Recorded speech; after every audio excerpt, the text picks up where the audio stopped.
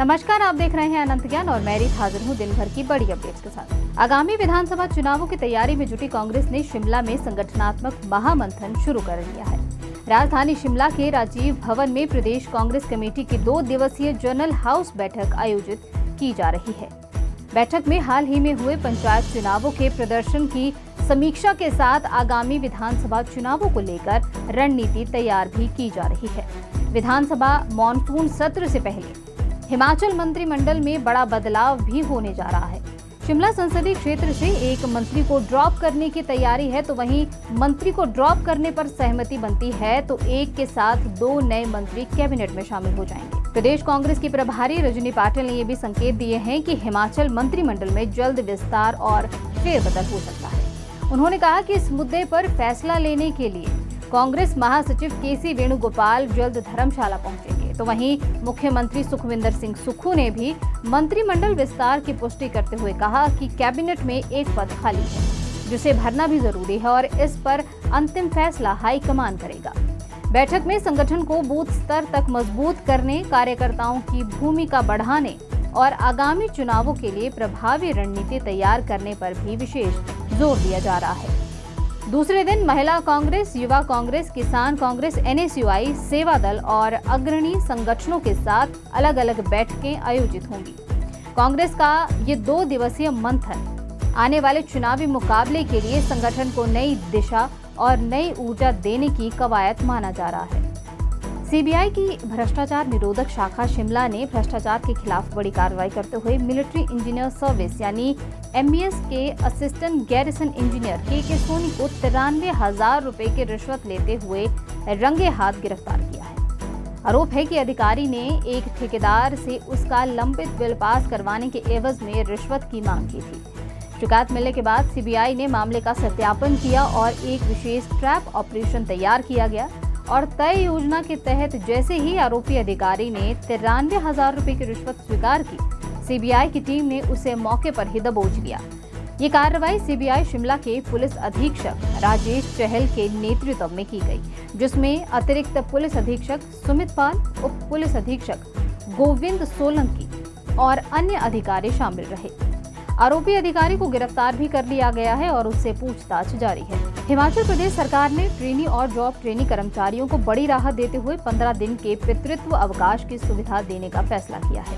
कार्मिक विभाग की अधिसूचना के अनुसार 2 बच्चों तक के पात्र पुरुष ट्रेनी और जॉब ट्रेनी अपनी पत्नी के प्रसव के दौरान ये अवकाश ले सकेंगे। ये छुट्टी बच्चे के जन्म से 15 दिन पहले या जन्म के 6 महीने के भीतर किसी भी समय ली जा सकती है। सरकार ने ट्रेनी और जॉब ट्रेनी योजनाओं से जुड़ी व्यावहारिक समस्याओं की समीक्षा के बाद ये अहम निर्णय लिया है।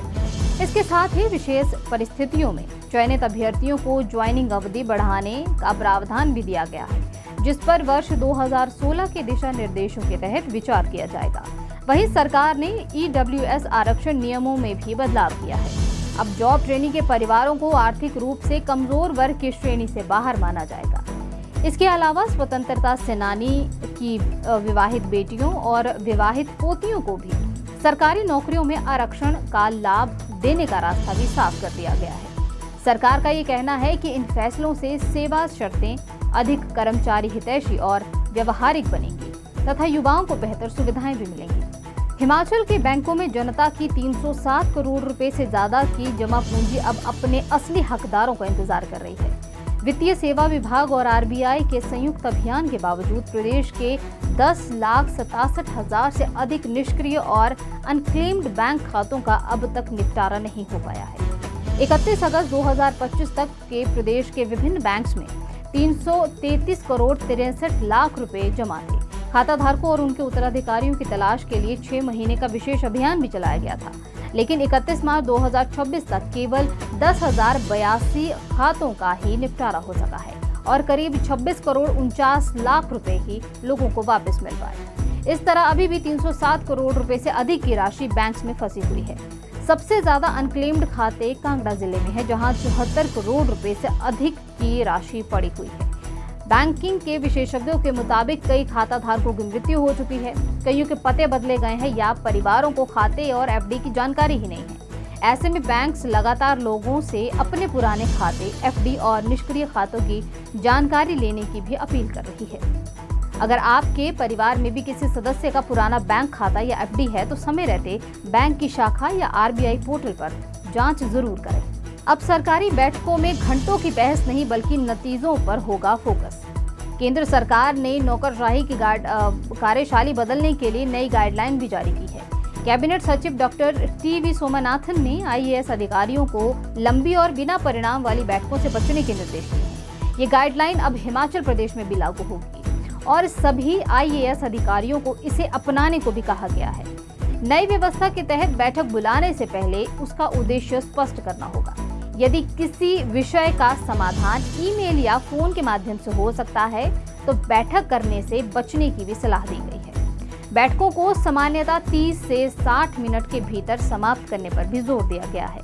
गाइडलाइन में ये भी कहा गया है कि बैठकों में विरोधी राय को भी सुना जाए, जूनियर अधिकारियों को खुलकर बोलने का अवसर मिले और हर निर्णय के साथ जिम्मेदारी तथा समय सीमा तय हो। साथ ही बैठकों के 2 से 3 दिनों के भीतर मिनट्स जारी करना भी अनिवार्य होगा, जिससे ये स्पष्ट रूप में लिखा हो कि कौन सा फैसला लिया गया है और उसे लागू करने की जिम्मेदारी किस अधिकारी की है और उसे कब तक पूरा करना है। सरकार का ये मानना है कि इस नई कार्य संस्कृति से प्रशासनिक दक्षता बढ़ेगी और सरकारी कामकाज में तेजी आएगी।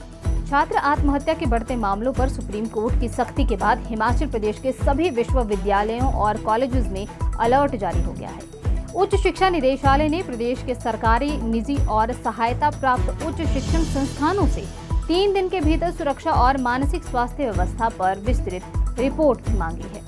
संस्थानों को 22 बिंदुओं वाले प्रारूप में जानकारी देनी होगी, जिसमें कि एंटी रैगिंग समिति, शिकायत निवारण तंत्र, मानसिक स्वास्थ्य विशेषज्ञों की उपलब्धता और छात्र सुरक्षा से जुड़े इंतजाम शामिल हैं। सुप्रीम कोर्ट ने यह स्पष्ट किया है कि किसी भी छात्र की आत्महत्या या अस्वाभाविक मौत की सूचना तत्काल पुलिस को देना अनिवार्य होगा, चाहे घटना हॉस्टल में हो, पीजी हो या परिसर से बाहर ही क्यों न हुई हो।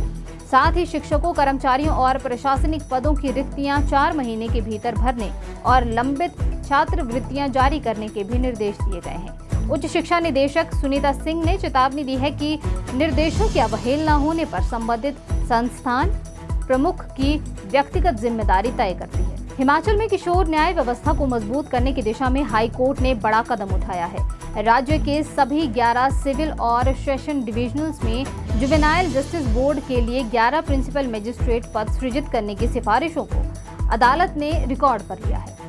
ये पद सिविल जज यानी सीनियर डिवीजन स्तर के होंगे। हाई कोर्ट ने सरकार से बच्चों के हितों की सुरक्षा के लिए उठाए जा रहे कदमों का ब्यौरा भी मांगा है। मामलों की अगली सुनवाई 12 अगस्त को होगी, जबकि हर जिले में बाल मित्र अदालतों की स्थापना पर भी जोर दिया गया है। 2027 के विधानसभा चुनावों की तैयारी को लेकर हिमाचल कांग्रेस ने संगठनात्मक गतिविधियां तेज कर दी हैं। राजधानी शिमला के राजीव भवन में शुरू हुए 2 दिवसीय संगठनात्मक महामंथन में पार्टी की आगामी रणनीति, सरकार के कामकाज की समीक्षा और संगठन को बूथ स्तर तक मजबूत बनाने पर मंथन हो रहा है। कैबिनेट मंत्री विक्रमादित्य सिंह ने कहा है कि बैठक कांग्रेस के लिए बेहद महत्वपूर्ण है, जिसमें पार्टी के प्रभारी रजनी पाटिल, मंत्री, विधायक और संगठन के वरिष्ठ पदाधिकारी हिस्सा ले रहे हैं। उन्होंने कहा कि सरकार की उपलब्धियों के साथ साथ उन क्षेत्रों पर भी चर्चा होगी जहां सुधार की आवश्यकता है, ताकि जनता की अपेक्षाओं के अनुरूप बेहतर काम किया जाए। किन्नौर कांग्रेस में चल रहे विवाद पर विक्रमादित्य सिंह ने कहा कि वरिष्ठ नेता जगत सिंह नेगी और युवा नेतृत्व के बीच मतभेद संवाद के जरिए सुलझा लिए जाएंगे। वहीं राम मंदिर चढ़ावा और भूमि विवाद मामले में भी उन्होंने सुप्रीम कोर्ट के किसी वर्तमान या वरिष्ठ न्यायाधीश की निगरानी में निष्पक्ष जांच की भी मांग उठाई है। मॉनसून को लेकर उन्होंने कहा कि प्रदेश सरकार पूरी तरह से सतर्क है। संवेदनशील इलाकों में अधिकारियों की तैनाती कर दी गई है और राहत एवं बचाव कार्यों के लिए मशीनरी को पहले से ही तैयार रखा गया है, ताकि किसी भी आपदा की स्थिति में तुरंत कार्रवाई सुनिश्चित की जा सके। हिमाचल सरकार स्वास्थ्य सेवाओं को आधुनिक बनाने की दिशा में तेजी से काम कर रही है। स्वास्थ्य मंत्री डॉक्टर धनीराम शांडिल ने कहा कि प्रदेश के चिकित्सा संस्थानों को देश के प्रतिष्ठित अस्पतालों की तर्ज पर विकसित किया जा रहा है। उन्होंने बताया कि टीएमसी टांडा में पीजी सीटें बढ़ाने, नर्सिंग छात्राओं के लिए बेहतर सुविधाएं विकसित करने और अत्याधुनिक उपकरण स्थापित करने पर विशेष ध्यान दिया जा रहा है।